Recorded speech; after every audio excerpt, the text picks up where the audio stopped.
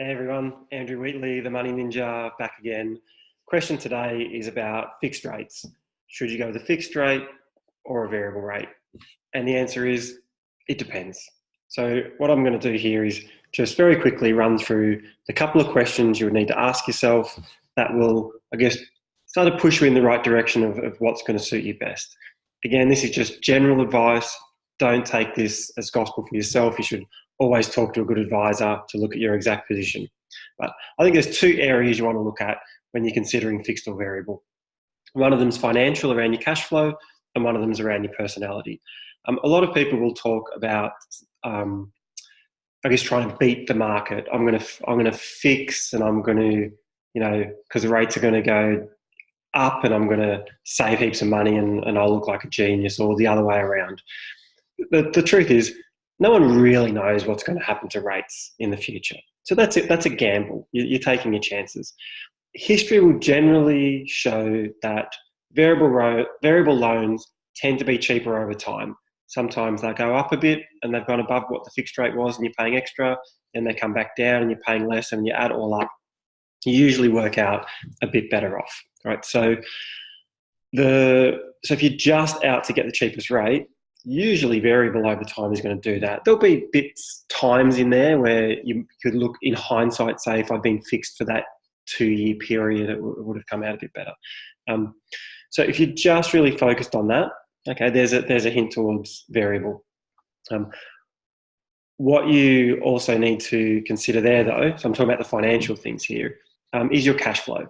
If you're taking out a loan of an amount where rates going up $50 a month, $100 a month, or even a bit more, would start to have an impact on your lifestyle, then there is a bit of a risk in going with that variable rate, because while there's times where it can go down a bit and you're laughing, if it goes up a little bit, you don't have a lot of room to move and it's going to put pressure on you. Okay, in that situation, I would be saying put some thought into fixed rates to protect that cash flow and give you a sort of a secure budgeting position. Now, the other way to look at this is just based on your personality, right? If you're the kind of person who, when you see the Reserve Bank meeting and they're about to come out with things about rates, that you're nervous all day and you can't sleep at night because your loan payments might go up next month, then you should really be looking at fixed rates, okay? You could really think of fixed rates as a hedging that you may end up paying a little bit extra, but the peace of mind you're going to get is really valuable to you, that you can budget exactly. You don't need to stress for whatever the fixed term is, whether it's 2 years, 3 years, whatever, that you can be stress-free about not worrying about mortgages. That has a value, okay? That is valuable to you in the way that you go about and live your life. So I think if you ask yourself those sort of questions, would small movements in rate or even sort of mid-sized movements in rate really start making my life difficult cash flow wise? What's my attitude towards risk? Do I get really stressed around rates going up and down? And how important is it being able to budget really, really carefully for you? Okay. There's no right or wrong answer. It's the answer that's right for you.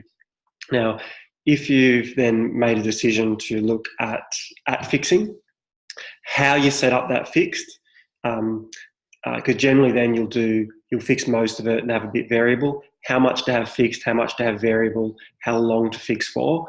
I'll explain that in a future video, because there is a very clear way to do that and the right way to do that I can explain, but don't want to go on too much longer. I think this is enough. So think about those questions. That'll get you on the right track.